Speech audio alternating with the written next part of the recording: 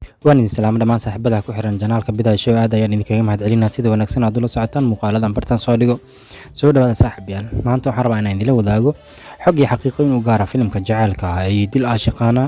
filimkani waxa uu ka mid yahay aflaamta ay Soomaalidu aad ka u jecleed xilligii uu soo baxayay ama xilligii shaleemooyin kala daawan jiray.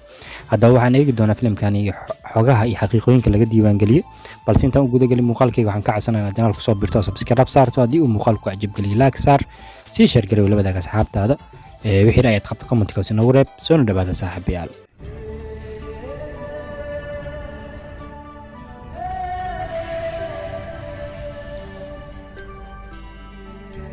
filimkan Dil Aashiqaana waa mid ka mid ah aflaamta markay timaado aflaamta jacaylka sidoo kale aflaamtii heesaha ku jira aad loo xiiseyn jiray ay ka mid ahaayeen waqtigii hore ama waqtigii shaleemooyinka aflaamta laga daawan jiray. marka haddaan eegno filimkan iyo waqtigii la daawada ama waqtigii uu soo baxay lacagaha uu keenay darajo ahaan waxa uu noqday filimkan waxa uu soo baxay 18 January sanadii 2002. filimkan waxa hogaamiyaal ka wada ah jira lagu magacaabo Karan Knight, Javida Sharma, Rajat Bedi, Aditya Banjoli ee Soomaalidu qaar u yaqaanaan Nabalil ama Indhacaag, Johnny Lever oo amad Soomaalidu qaar ugu yeeran Mohan Azad iyo sidoo kale Arun Bakshi. filimkan waxa agaasimo ka ah Kuku Koli halka uu ka yahay soo saare nin lagu magacaabo Aruna Irani. markaan eegno filimka muusigada waxa uu garaacay Nadiim iyo sidoo kale Jaravan halka heesaha uu qoray heesa qoraaga caanka ah Samiir. markaan eegno filimkan iyo lacagaha lagu qarash gareeyay marka hore filimkan waxa la saaray tiyaatar gaaray 160 tiyaatar lacagaha lagu qarash gareeyay waa 4.25 karoor waxa uu soo xareeyay adduun lacag gaaray 6.22 karoor saaxiibayaal. natiijada waxa uu noqday filimkan average ma filim guul gaaray laakiin guushii uu gaaro waa guul aad u hooseysa marka loo eego darajadiisa saaxiibayaal. يعني فيلم waxa uu ku guuleystaa ilaa 6 darajo markuu gaaro ayuu guuleystaa. darajada ugu hooseysa waa average oo waa sida uu hadda filimkan noqday.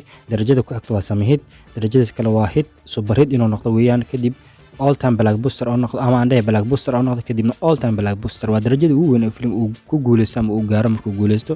darajada ugu hooseysa filim uu ku guuleystana waa average. filimkan marka average ayuu noqday saaxiibayaal. markaan eegno filimkan iyo lacagaha uu soo xareeyay kaalmaha uu ka galay aflaamtii soo baxay sanadii 2002. filimkan waa filimkii 32 lacagii ugu badan soo xareeyay aflaamtii soo baxay sanadii 2002. shabakada caanka IMDb ratingkii sameysay macdantii ee u qaaday filimkan 4.4 ayay siisay 10kiiba. taas waxay cadeynaysaa in filimkan sheekadiisu aan aad loo jecleysan marka dhanka Soomaalida marka la eegana, laakiin filimkan waa mid ka mid ah aflaamta ee aad ku jecel yihiin sheeko ahaan iyo qaabjilin ahaanba iyo heesa ahaanba. inkastoo heesaha laga wada sameeyo hindidaba aad ay u jecleystaan filimkani heesaha ku jira ama albumkiisa waaga xiligaasi ee 2002 aad ayuu u gadma saaxiibayaal. marka haddaan eegno filimkani xaqiiqooyinka laga diiwaan galiyay ilaa 5 xaqiiqo ayaan eegi doonaa.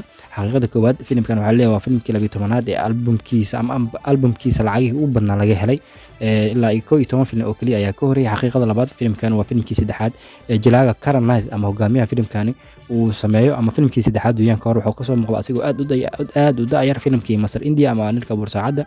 filimkiisi ugu horeeyay hogaamiye uu ka noqday waa filim lagu magacaabo Baagalban saaxiibayaal, laakiin filimkan waa filimkii saddexaad uu ka soo muuqdo sanadii 2002 saaxiibayaal. xaqiiqada saddexaad filimkan waxa leeyahay waa filimkii ugu horeeyay gabadha atiishada filimkan ka ah Javida Sharma waa filimkeedii ugu horeeyay ee atiishada ay ka noqoto, laakiin waxa xusid mudan ka hor filimkan waxay ka soo muuqatay filimkii Taal iyadoo kaga soo muuqatay heestii Taalin si Taalimira waa gabadha la daansiga la sameynayso gabadha Ashwariya Rai sida hadda sawirkeedin kaga muuqdo saaxiibayaal. xaqiiqooyinka la filimkan laga diiwaan galiyay waxaa kamid ah gabar lagu magacaabo Juibar ayaa markii hore loo bandhigay ama ahayd koowaad inay sameyso booska gabadha lagu magacaabo Javida Sharma, laakiin filimkani markii xoogaa sameysay ayaa la gaaray xilli filimkani shaashada hortiisa shumis lagu sameynayay iyadoo la rabay inay shumis kula wadaagto aktooraha filimkani Karan Knight, laakiin gabadhu way iska diiday sidaa darteed filimka ayaaba gabi ahaanba laga saaray waxaana booskeeda lagu bedelay natiijada filimkani gabadha lagu magacaabo Javida Sharma saaxiibayaal.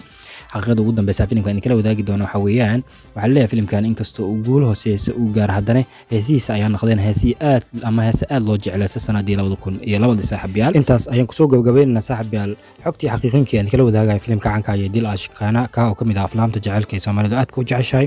fadlan haddii aad ka hesho muuqaalka like inoo saar, janaalka haddaad ku cusub tahay subscribe inoo saar, gambaralkana furo si ay kuu soo gaaraan muuqaaladan bartan soo dhigno.